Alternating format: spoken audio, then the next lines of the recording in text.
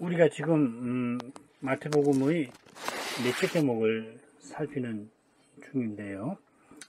먼저 주님의 행적을 마태복음 13장 53절부터 17장 마지막까지 살폈으니까 이어서 주님의 교훈을 생각하겠습니다. 이미 알고 계시는 대로 마태 사도는 마태복음 1, 2장 머릿말에서 주님의 출생을 또 26장부터 28장 그 매진말에서 주님의 십자가와 부활을 전하고 그 가운데 본론에서는 3장부터 25장까지 에서는 십자가 전까지 주님의 공생애를 전합니다. 이 본론을 5대목으로 나누어 볼 수 있는데 각 대목은 먼저 행적을 전하고 이어 교훈을 전합니다. 도편을 참조하시기 바랍니다. 먼저 이 넷째 대목에서 주님께서 교훈하시는 내용이 무엇인가를 간단히 생각해 보겠습니다. 크게 넷으로 나눠볼 수 있습니다. 1절부터 4절까지는 어린아이 같이 낮추는 자가 천국에서 큰 자라 하십니다. 그리고 5절부터 14절까지에서는 내 이름으로 이 소자 중 하나를 영접하고 실족해 말하라 하는 교훈이고요. 15절부터 20절까지는 형제가 죄를 범하거든 그를 얻고자 힘쓰라 하시면서 권징의 말씀을 하십니다. 그리고 나머지는 형제가 내게 죄를 범하면은 마음으로 용서하라 하셨습니다. 주님의 교훈은 제자들이 천국에서 누가 큽니까? 질문한 것과 붙어 있습니다. 주님께서 누가 큰지 4절에서 일러주십니다만 먼저는 단단히 경고하십니다. 제자들은 자기들이 이미 천국에 들어와 있다 생각을 하지만은 주님께서는 혈당코 천국에 들어가지 못할 것이다 경고하십니다. 그처럼 마지막 단락도 형제를 마음으로 용서치 아니하면은 천부께서도 용서하지 아니하실 것이다. 똑같이 무서운 경고로 마칩니다. 이렇게 엄중히 경고하시는 것은 주님의 이름으로 영접하는 일이 참으로 중요해서 그렇습니다. 이 소자 중에 한 사람이라도 실족하게 해서 잃는다면 하늘아버지 뜻이 아닌 것입니다. 자, 이런 배경에서 죄 범한 형제를 어떻게 대할 것인가 주님이 이어 교훈하시는 것입니다. 바로 거기에 교회라고 하는 표현이 복음서에 2번 나오는데 한 번이 여기 나옵니다. 1절부터 4절까지 읽겠습니다. 그때 제자들이 예수께 나와 가로되 천국에서는 누가 크니까 예수께서 한 어린아이를 불러 저희 가운데 세우시고 가라사대 진실로 너희에게 이르노니 너희가 돌이켜 어린아이와 같이 들과 같이 되지 아니하면 결단코 천국에 들어가지 못하리라. 그러므로 누구든지 이 어린아이와 같이 자기를 낮추는 그이가 천국에서 큰 자니라. 제자들이 이 가버나움으로 돌아오는 길에서 이미 누가 큰지 서로 다투었습니다. 마가복음 9장에 나옵니다. 그래서 주님께서 이 성전세를 친히 내시면서 아들에 관한 말씀을 하신 겁니다. 이 아들에 관한 교훈 때문에 마태 사도가 다른 복음서에는 없는 성전세 사건을 18장 바로 앞에 기록해 두었던 겁니다. 지난 시간에도 말씀드린 것처럼 이 성전세라고 하는 표현 자체가 이 사건의 성격을 잘 보여줍니다. 본래 반세겔은 여호와께서 이스라엘을 장자 삼으신 사실을 가리킵니다. 여호와께서 뭐가 부족해서 세금을 거두신 게 아니라 그들을 이집트에서 건져서 특별한 소유로 삼으신 그 뜻을 이루려 하셨습니다. 제자들은 언약의 나라에서 똑같은 형제이니 주님을 본받아 서로 섬길 것입니다만은 그런데 그들이 누가 크냐고 다투었으니까 대제사장들이 형제를 세상 임금처럼 종으로 부린 것과 별반 다를 게 없었습니다. 주님께서 베드로에게 이런 교훈을 베풀어 주셨습니다만은 그도 여전히 주님의 교훈을 깨닫지를 못하고 다른 제들과 똑같이 누가 천국에서 큽니까 하고 물었던 것입니다. 주님께서 질문을 받으시고 한 어린아이를 불러서 제자들 가운데 세우십니다. 마가복음에는 예수님께서 그 어린아이를 아는 채로 교훈하셨다 하였습니다. 지금 주님께서 제자들 가운데 서서 교훈하려고 하시는데 아이를 친히 안고서 가르치십니다. 조금 떨어져 있는 곳에 어린아이가 있었다면 그 아이를 가리키면서 얼마든지 가르치실 수도 있는데 굳이 아이를 불러다가 가운데 세우십니다. 어린아이를 가르치시는 주님과 함께 있게 하여서 제자들은 겸손히 듣게 만드시는 것입니다. 마태복음 25장을 아는 사람은 왜 이렇게 하셨는지 금방 아실 수 있죠. 그죠? 어린아이를 주님이 계시는 거기다가 놓으시고 안으시고 가르치시는 거. 마태복음 25장 끝에 가면 그 나오는 양과 염소에 비유해서 그 내용을 알고 성신이 오신 이후에 우리는 그 모를 수가 없어요. 형제가 누군가 하는 것을 사도를 통해서 충분히 배웠습니다. 이런 것들이 매우 상징적이지만은 다 의미가 있어서 사도들이 기록을 하고 선지자들이 기록한 줄로 압니다. 주님께서 진실로 내가 너희에게 이른다 하시며 가르치실 만큼 제자들에게 지금 실로 중요한 교훈을 베푸시는 것입니다. 변화산 아래에서도 진실로 너희에게 이른다 하시며 겨자씨만한 믿음에 관하여 중요한 교훈을 베푸셨는데 그만큼 그 예루살렘 멸망에 관한 예언이었죠. 그만큼 중요한 교훈을 지금 베풀려고 하시는 것입니다. 그처럼 주님께서 너희가 돌이키지 않으면은 결코 천국에 들어가지 못한다 경고하십니다. 그들은 이미 자기들이 천국에 들어왔다고 생각할 뿐만 아니라 지금 높은 자리를 천국에서 차지하려고 생각하는데 주님께서 청천벽력 같은 말씀을 그들에게 하시는 겁니다. 누가 크냐 하고 다투는 그 일이 천국을 무너지게 할 것이다. 것이라서 그렇게 엄히 말씀하시는 것입니다. 한번 믿어 구원받으면 영원히 멸망받지 않는다. 그런 교리를 들어서 이미 천국에 들어왔으면 영원히 거기 있는 것 아니냐. 그런 생각을 하고서 주님의 말씀을 해석하려고 한다면 지금 주님께서 강조하시는 것, 주님의 그 의중을 제대로 헤아리지 못하게 될 것입니다. 제자 각 사람의 구원 물론 중요합니다만은 지금 주님이 마음 쓰시는 것은 그들이 장차 사도로서 온 세상에 나아가 복음을 전파하여 수많은 사람을 천국에 들어오게 하는 바로 그 일입니다.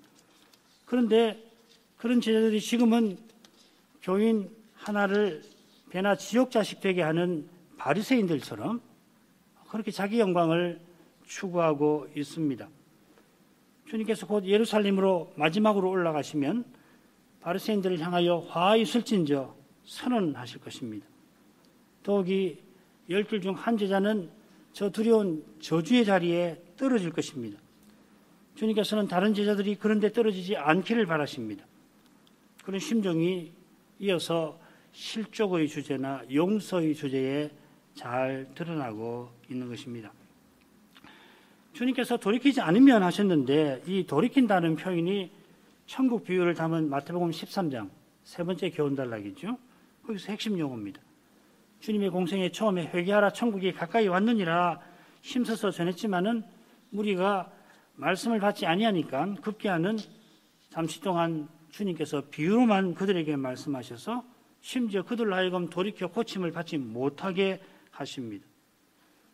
지금 제자들도 바리새인과 사두개인의 누룩에서 채 벗어나지 못한 상태라 주님께서 사람의 영광을 추구하는 거기서 돌이키라고 촉구하시는 것입니다.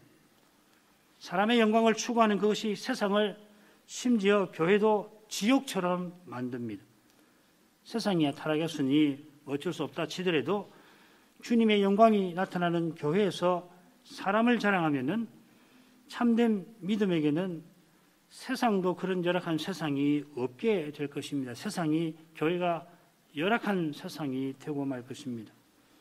복음을 이미 전했고 장차 전파할 온 세상에 나가 전파할 제자들 사이에 그런 타락한 세상이 나타나고 있어서 거기서 그런 타락한 태도에서 돌이키라고 촉구하시는 것입니다. 돌이켜서 어린아이와 같이 되라 하십니다. 어린아이들과 같이 되라 하신 뜻이 무엇인가가 4절에 잘 나오지요. 이 어린아이 같이 자기를 낮추는 것입니다.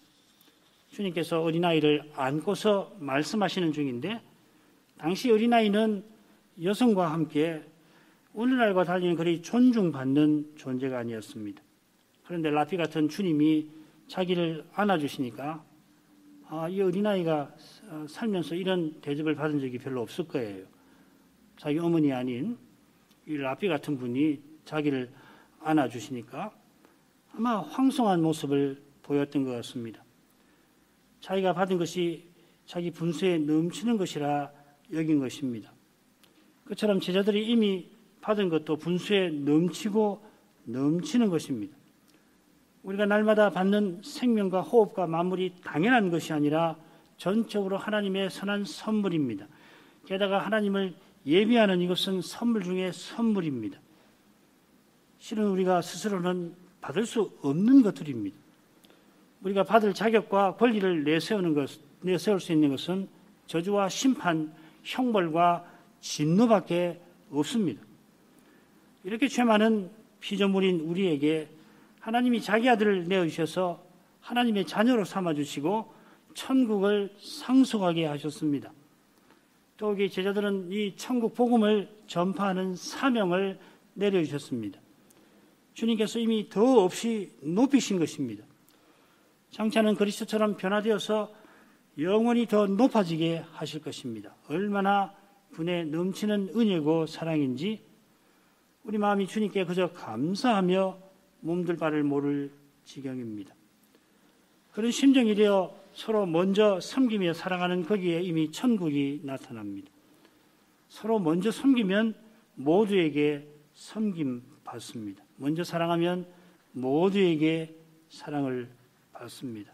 내가 준 사랑보다 비할 수 없이 많은 사랑을 수많은 사람에게 받는 것이죠. 장차는 먼저 온전히 사랑하며 섬길 테이니 영원히 사랑받고 섬김을 받을 것입니다. 하나님 나라를 상속받게 하신다 하는 말씀을 장차는 매 순간 실감할 것입니다. 지금 여기서 어느 황태자도 누리지 못하는 그런 사랑과 섬김을 매 순간 영원히 우리가 받게 될 것입니다. 주님께서 이 세상에 나 혼자만 있어도 십자가를 사람이 되시고 십자가를 지셨을 것처럼 장차 영원한 나라에서 우리가 그리스도와 함께한 후사가 되어서 더 없는 복을 누릴 것입니다. 실로 분에 넘치는 복에 휩싸여서 우리가 더욱 겸손히 다른 이를 섬기며 사랑하게 될 것입니다.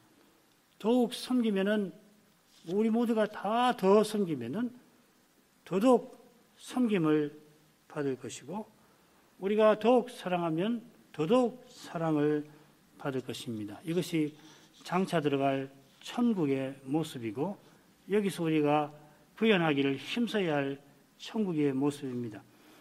그러면은 그리스도의 영광이 거기 찬란히 드러나고 그리스도를 통하여 아버지의 영광이 영원히 비칠 것입니다. 그처럼 지금 여기서 자기를 낮추는 사람, 곧 겸손한 사람, 겸손한 주님을 본받는 사람은 이미 천국에서 큰 자입니다. 천국의 왕이신 주님이 그를 귀히 여기시니 큰 자지요. 그리스도를 드러내려 하는 자마다 그를 귀히 여길 것입니다. 저 사람은 정말 귀한 사람이야. 겸손한 사람은 겸손한 자를 보고서 그리스도의 모습을, 형상을 보고 귀히 여기는 것이에요. 그런데 마음이 높은 사람은 보일 리가 없이 못 보는 거예요. 얼마나 귀한지를 못 볼 수가 없어요. 마음이 높은데 겸손한 사람의 그 아름다움을 볼 능력이 있는가요? 안 보이죠. 그러니까 만만하게 대하고 그러는 거거든요. 그러니까 세상에서 못하는 걸 교회 와서 하려고 하고 권력을 행사하려고 그러는 거 아니에요. 이 교회에서는 완전히 바뀌어야 되는 거거든요. 먼저 사랑하고 섬기고 그래서 섬김을 받고 사랑을 받을 때 이게 무슨 복인가. 나 같은 사람을 이렇게 사랑하는구나. 그렇게 돼야 될 텐데 아직도 육신으로 행하게 되면 믿는데도 육신으로 행하면은 잊어버리고서 교회에서 대접을 받으려고 하고 높임 받으려고 하고 그러는 거거든요. 그러면 지옥이 돼버리는 거예요. 그 한 사람 때문에 지옥이 나타나는 거예요. 그러니까 얼마나 마음이 상하게 되고 이게 뭔가 때때로는 마음이 너무 상해갖고 이것이 뭔가 이게 교회인가 하는 말이 막 나올 지경도 되는 것이죠.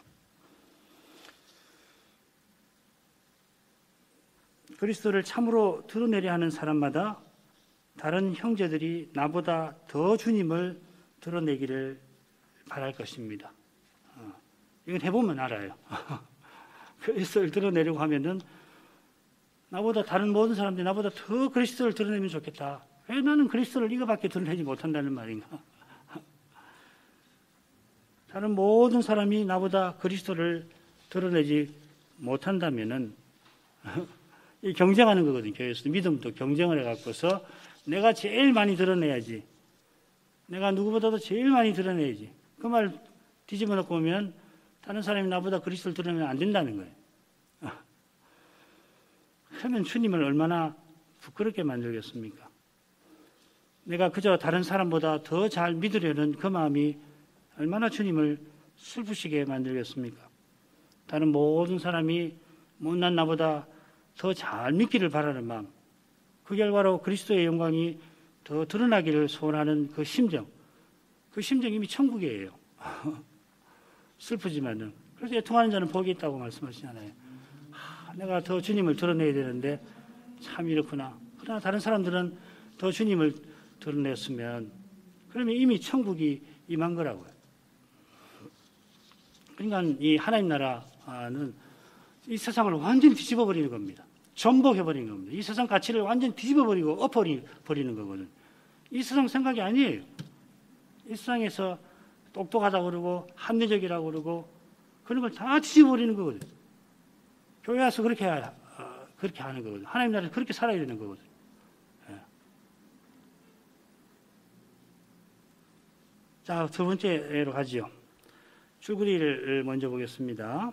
5절에 보면은 내 이름으로 서로 영접하라. 이게 무린말이 될 겁니다. 그리고 14절에 맺은 말이 나옵니다. 소자 하나도 잃지 않게 되는 것이 아버지의 뜻이다. 당연히 무린말, 맺은 말이 같은 주제를 다루고 있지요. 영접하라. 한 소자도 잃어버리지 않도록 하라 하는 거죠. 그리고 중간에 그 주제를 실질적으로 길게 다룹니다. 먼저는 실족의 문제를 6절부터 9절에서 다루고요. 그 다음에 11절은 없고 12절, 13절에 길 잃은 양의 비유가 나옵니다. 그리고 단락 한가운데 핵심 주제가 10절에 나옵니다. 그리스도를 믿는 소자를 업신여기지 말아라. 왜 그러냐면 하늘에서 그 천사들이 서서 하늘아버지께서 천사들을 써서 그를 돌보시니까 그런 귀한 사람을 업신여겨서는 안 된다 하는 것이죠. 자, 뭐 이런 줄거리로 되어 있다 생각하시고 5절을 읽겠습니다. 또 누구든지 내 이름으로 이런 어린아이 하나를 영접하는 곧 나를 영접함이니. 천국이 어떤 나라인가를 이 말씀에서 드러내 주십니다. 천국은 그리스도의 이름으로 서로 영접하는 나라입니다. 환대하는 나라. 그리스도의 이름으로 영접하는 것은 무엇입니까? 마가복음 9장을 보면은 지금 비슷한 주제를 지금 다루고 있는데요. 어떤 사람이 주의 이름으로 귀신 쫓아내는 일을 두고서 예수님께서 내 이름을 의탁하여 능히 이를 행한다 하셨습니다. 귀신을 쫓아내는 일은 오직 주님을 의지해서 할 수가 있다 하는 말씀입니다. 그처럼 주님께서 지금 말씀하시는 영접도 사람이 스스로 하는 일이 아니고 주님을 의지하여서 하는 일이라 하는 것입니다. 내 이름으로 주님을 의지하여 영접한다 하는 말입니다. 주님께서 말씀하시는 영접은 주님이 우리를 영접하시는 것처럼 하는 영접입니다. 로마서 15장 7절이 바로 그것이죠. 그 이름으로 그리스도께서 우리를 받아 받아서 하나님께 영광을 돌리심과 같이 너희도 서로 받으라. 주님께서 우리를 받으신 것은 저주받을 죄인을 사랑하신 것입니다. 그런 사랑을 받는 교회와 신자만이 주님 말씀하신 대로 서로 영접할 것입니다. 달리는 사람이 정한 기준을 들이대며 그 기준을 채우는 사람, 실은 채운다고 자기가 판단하는 그 사람만, 자기 마음에 맞는 사람만 받아들일 것입니다. 주님의 교회는 오직 주님의 기준을 따르되 주님의 사랑을 본받아 따를 것입니다. 이게 뭐 같은 말이어야 되는데 사람이 가끔씩 그러지 못해요. 사랑을 빼버리면은 주님의 기준을 따른다고 하면서 사랑이 아니라 증오심을 할 수가 있는 거거든요. 주님의 사랑 없이 주님의 기준을 말하면 실은 자기 기준을 말하는 것일 가능성이 높습니다. 자기 기준이라고 하는 것은 결국 자기를 기준으로 내세우는 교만 중에 교만이죠. 프로크루테스의 침대 이야기 아시죠? 헬랍 신화에 나오는 이야기인데 자기 집에다가 철로 만든 침대를 딱 만들어 두고 앞에 지나가는 행인을 붙들어다가 침대보다 크면은 큰 사지를 다 잘라버리고 머리든지 팔이든지 다리든지 싹 잘라버리고 또 그 침대보다 사람이 작아버리면은 늘려요. 사지를 늘리고 머리를 늘린단 말이에요. 그럼 어떻게 됩니까? 다 죽어버리는 겁니다. 그 규격에 딱 맞는 사람, 완전히 맞는 사람 외에는 다 죽여버린다는 이야기죠. 신화에 나오는 이야기답게 세상에 이런 악한 자가 있을까 싶지만은 우리 죄는 이런 일을 하고도 남습니다. 우리 죄는 무섭습니다. 주님께서 세리나 죄인이나 창기와 더불어 식사하신 것은 인생이 자기를 기준 삼아 자기와 다른 사람을 배척하기 얼마나 쉬운지를 잘 아시는 까닭인 줄 압니다.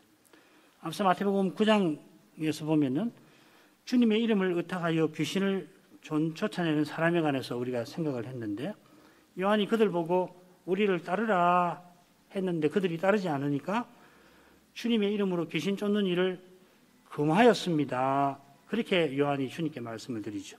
그러니까 주님이 뭐라고 말씀하시냐면은 우리를 반대하지 아니하는 자는 우리를 위하는 자니라. 누가복음 9장에서는 너희를 반대하지 않는 자는 너희를 위하는 자니라 그렇게 말씀하셨습니다. 요한의 교만한 마음, 배척하는 태도를 주님께서 고쳐주시는 것이죠. 무서운 거예요. 우리를 이야기하면서 결국은 자기 마음에 들지 않으면은 배척해버리는 것이거든요. 그게 인간의 죄가 하는 짓입니다. 모든 진리는 하나님의 진리라 하는 책 제목이 있는데 그리스도를 믿는 신앙은 뺄셈이 아니라 더셈이에요. 그리스도는 원수이던 우리를 구원하셨습니다. 그러니 우리도 복음 안에서 원수를 친구로 삼으려 하는 것입니다. 원수를 친구로 삼으려 아니하면은 어떻게 되나 형제도 원수처럼 대하게 되는 거예요. 우리 죄가 그렇게 무섭습니다. 한번 생각해 보십시오. 조금만 생각해보면 형제인지 원수인지 원수도 사랑해야 되는데 아니 조금 안 맞다고 형제를 원수처럼 대하기가 얼마나 쉬운지 몰라요. 얼마나 무서운지 모르겠어요. 중요한 그거 아니거든요. 형제라도 다툴 수가 있거든요. 그렇죠, 그죠? 다투는 건 다투는 것이고 형제는 형제인 것이에요. 원수 아니라고요. 다투었으니 원수 되는 거 아니라고요. 그런데 사람은 희한하게 자기하고 다르면은 원수로 만들어 버린다고. 그만큼 우리 죄성이라는 게 무서운 거라고. 중요한 게 뭐냐는 말이에요. 항상 중요한 걸 생각을 해야 된다고. 자기가 중요하게 돼버리면은 자기가 기준이 되어가지고서 참 말로 담을 수 없는 그런 잘못을 범하기 쉬운 거거든요. 항상 조심해야 합니다. 주님의 이름으로 어린아이를 영접하면 곧 나를 영접함이라 하십니다. 이는 지난 부활절에도 생각한 주제와 붙어 있죠. 그리스도를 믿는 자는 성신께서 그리스도의 영으로 내주하시니까 그리스도의 몸에 속하고 그리스도의 지체입니다. 내가 곧 그리스도라 말하는 것은 실로 고하고 오해를 살만합니다마는 그리스도께서 내 안에 사신다 하였습니다. 그 루트는 작은 그리스도라는 말을 썼죠. 이런 데서 그리스도의 이름으로 형제를 영접하는 것이 곧 그리스도를 영접하는 것임을 알게 됩니다. 아울러 주님께서 다메섹 가는 길에서 사울에게 나는 네가 핍박하는 예수라 하는 말씀을 점점 헤아릴 수가 있는 겁니다. 마태복음 25장 마지막에 이 주제를 좀 더 생각할 수가 있으니 이만큼만 살피도록 하죠. 여기 있는 내 형제 중 지극히 작은 자 하나에게 한 것이 곧 내게 한 것이라 하셨습니다. 그 말씀하시기 전에 양들이 어떤 말씀을 드렸는지 기억하실 것입니다. 저희가 언제 주께서 줄이실 때 먹을 것을 드렸습니까? 저희가 주님께 해드린 거 없습니다 합니다. 이런 마음이 주 안에서 자기를 낮추는 사람의 마음입니다. 정말로 우리가 받은 것뿐이지 주님께 해드린 거 없어요. 우리는 그저 받을 뿐이에요. 6절부터 9절 읽겠습니다. 누구든지 나를 믿는 이 소자 중 하나를 실족해 하면 차라리 연자 맷돌을 그 목에 달리우고 깊은 바다에 바티리 우린 것이 나으니라. 실족해 하는 일들이 있음을 인하여 세상에 화가 있도다. 실족해 하는 일이 없을 수는 없으나 실족해 하는 그 사람에게는 화가 있도다. 만일 내 손이나 내 발이 너를 범죄케 하거든 찍어 내버리라. 불구자나 절뚝발이로 영생에 들어가는 것이 두 손과 두 발을 가지고 영원한 불에 던지는 것보다 나으니라. 만일 내 눈이 너를 범죄케 하거든 빼어 내버리라. 한 눈으로 영생에 들어가는 것이 두 눈을 가지고 지옥불에 던지는 것보다 나으니라. 여기서 주님이 뭘 교훈하시는지 우리가 모를 수 없이 분명합니다. 나를 믿는 소자 중 하나라도 실족해 하지 말아라 하십니다. 이 일이 얼마나 두려운 일인지 중간에 화가 있다 하신 말씀에 잘 나옵니다. 그리고 앞뒤로 6절 그리고 8, 9절에 실족해 하는 일이 심히 중한 죄라고 하는 것을 무엇보다 낫다 하는 표현을 통하여서 교훈하고 계십니다.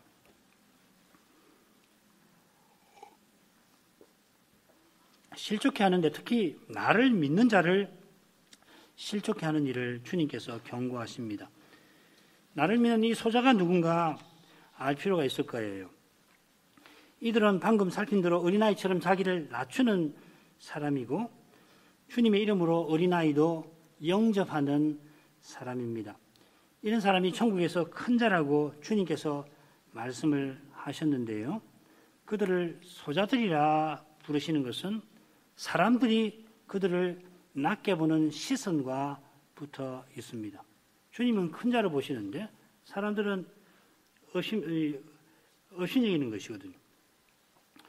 주님께서 사도들을 파송하시는 자리에서 그들을 소자라 부르시며 그들 중 하나에게 제자의 이름으로 냉수 한 그릇이라도 주는 사람은 상을 잃지 않을 것이라 하셨습니다. 왜 사람들이 그들을 소자로 얕보는가? 사도들을 하시는데 그들을 왜 소자라고 하나? 사람들이 왜 소자라고 보느냐? 왜 얕보는가? 그 이유는 사람으로 행하지 아니하는 까닭입니다. 사람들이 본래 교만한 탓에 겸손한 사람을 함부로 대하는 거죠. 그리스도를 믿어 겸손하면 남을 나보다 낮게 여기게 되지만은 그리스도의 사랑을 맛보지를 못하면은 세상 임금들처럼 어떻게든지 자기를 높이려고 그리고 남은 얕보게 되는 겁니다. 그리스도를 믿는 신자라도 육신으로 행하면 그렇게 돼요. 심지어 갈라디아 교회처럼 물고 먹는 짐승처럼 되기도 합니다. 고린도 교회처럼 그리스도 안에서 철없는 어린아이 같이 되기도 합니다. 사도들이 주 안에서 소자로 부름받았는데 지금은 서로를 업신여기고 있습니다. 크고자 하는 것이죠. 그러니까 서로 업신여기는 거예요. 주님께서 실족해 하는 죄를 엄히 경고하십니다. 이게 얼마나 무서운 죄냐 하면은 내 손이 나를 실족해 할 경우에 우리말 성경은 범죄케 하거든 이렇게 번역됐는데 똑같은 말입니다. 내 손이 실족해 내 손이 실족해 하거든 스칸달리조라는 말 똑같은 말인데 실족해 한다는 말이 좀 어색하니까 범죄케 하거든 이렇게 번역을 한 거지만은 같은 말이에요. 그 손을 잘라내지 않으면은 두 손을 가진 채로 지옥불에 던져질 것이다 경고하십니다. 이런 데서 실족해 하는 죄가 어떤 것인지를 짐작할 만합니다. 우리가 이 넷째 대목을 시작하면서 이 대목에 실족해 한다는 표현이 자주 나왔다 하는 걸 알고 있죠. 나사렛 고향 사람들이 주님을 배척했다 했고 바리새인들이 주님의 책망을 듣고 걸림이 되었고 베드로가 주님을 넘어지게 하였고 그 다음에 주님께서 대지상들로 오해케 하지 않도록 한 세계를 내셨다 하였으면 똑같은 용어들입니다. 이런 경우들 또 순환주간에 나오는 경우들을 참조하면은 예수님께서 메시아이심을 부인하거나 메시아로 생하시는 일을 가로막는 그런 행위, 심지어 주님을 반대하고 죽이는 행위도 가리키는 표현입니다.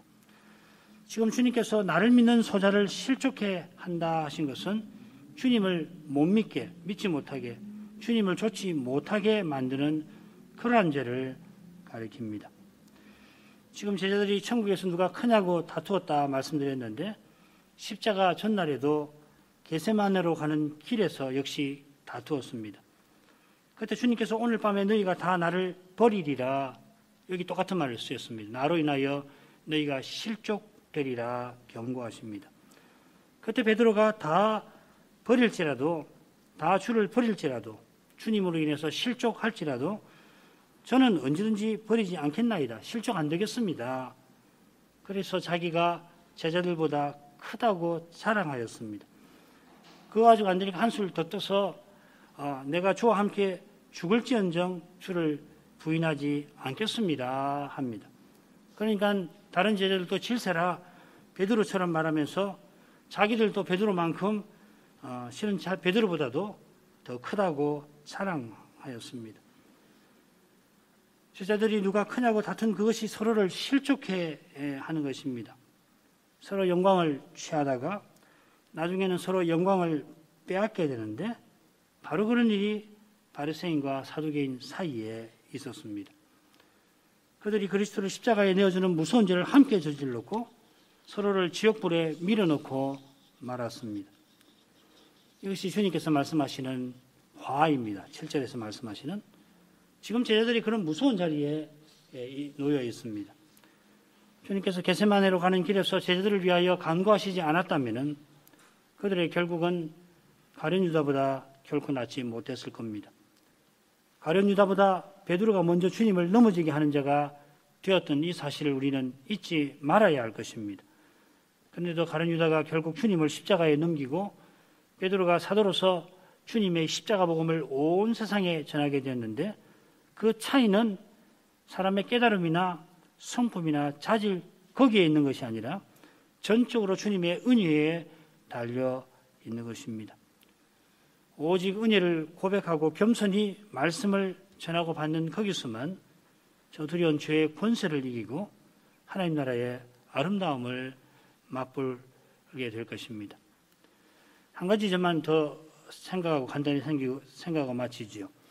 실족해 하는 죄는 물론이고 실족해 되는 죄도 실로 무섭다는 것을 주님께서 생생한 예를 들어 설명하십니다. 6절에 나를 믿는 소자를 실족해 하면은 연자 맷돌을 그 목에 달리우고 바다에 빠뜨리우는 것이 낫다 했는데 누구에게 나은 것이며 누구의 목이며 실족해 하는 사람을 가리키는 것인지 실족해 되는 사람을 가리키는 건지 생각해 보죠. 어떤 분들은 실족하는 사람이 장차 영원한 심판을 받을 텐데 그보다 차라리 이런 끔찍한 자살을 택하는 것이 낫다고 해설합니다. 그러니까는 연자맷돌을 목에 달리우고 바다에 빠뜨리는 사람이 누구냐?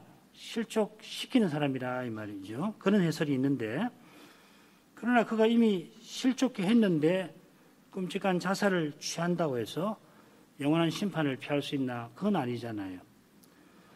반면에 네 손이 너를 실족해 하고 있다면 마땅히 얼른 그 손을 찍어버려서 실족해 되지 말고 또 영원한 불에 던지지 않게 할 것입니다. 반면에 누가 예수님을 믿는 소자 하나를 실족해 했다면 차라리 그를 끔찍하게 죽여서 실족되지 않게 했더라면 그에게 좋았을 것입니다. 저는 이게 맞다고 봐요. 사람을 실족해 하려 하지 말고 만약에 차라리 연자 맷돌을 목에 매달아서 그를 죽이는 것이 차라리 낫다. 그렇게 해석하는 것이 주님께서 여기서 가르치는 교훈이라 생각을 합니다. 어떤 해석을 취하더라도 주님의 교훈을 받는 점에서 크게 다르지는 않을 것입니다. 실족해 하는 일이 실로 무서운 죄이고 실로 끔찍한 결과를 낳습니다. 이게 실제로의 교훈인 것입니다. 시간이 많이 가서 이 7절부터 다음 시간에 계속 살피도록 하십시다. 기도하겠습니다. 걸어가신 아버지, 주님께서 십자가로 곧장 나아가려 하시는 그 순간에 제자들이 길에서 누가 천국에서 크냐고 다툴 뿐 아니라 심지어 주님께 누가 큰지를 여쭙기까지 하였습니다. 이런 데서 인생이 스스로 얼마나 어두운지를 깨닫습니다. 눈앞에서는 인류 역사에서 가장 중대한 사건이 펼쳐지고 있고 그 주님을 쫓아가는 중대한 수임을 맡았지만은 그런 것은 그렇게 알아차리지를 못하고 결국은 자기가 남보다 높아지려는 허망한 욕심에 제자들이 사로잡혀 있었습니다. 주님께서 거룩한 빛을 비추지 않으셨다면은 그들이 얼마나 깊은 어둠에 휩싸이게 되었을지 모를 수 없습니다. 주님께서 엄중히 그들의 두려운 형편과 무서운 죄를 책망해 주신 덕분에 더욱이 주님께서 그들을 위하여 간구해 주시는 은혜로 그들이 실족해하고 실족해 되는 저 두려운 처지에 곤두박질치지 않게 된 줄 압니다. 오직 주님의 은혜로 저희가 이제도 주님의 교회로 있음을 겸손히 고백합니다. 더욱더 겸손하게 되어서 주님의 은혜를 구하고 구할 뿐입니다. 우리 주님의 자비하심이 저에게 얼마나 절실한지 주께서 잘 아십니다. 저희 모두를 긍휼히 여겨주셔서 이 두려운 시대를 위해서 지켜주시고 주님의 그 뜻을 이루는 길에 함께 이루고 나갈 수 있도록 써주시기를 간구합니다. 예수님의 이름으로 기도합니다. 아멘.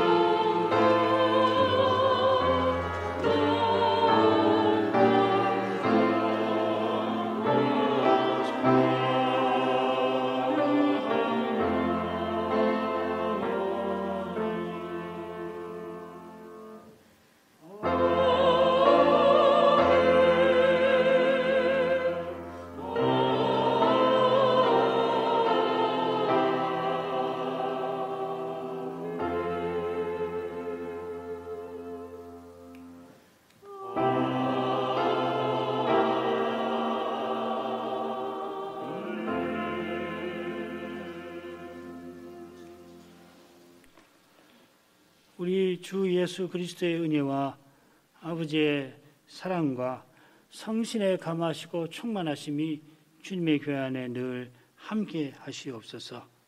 아멘.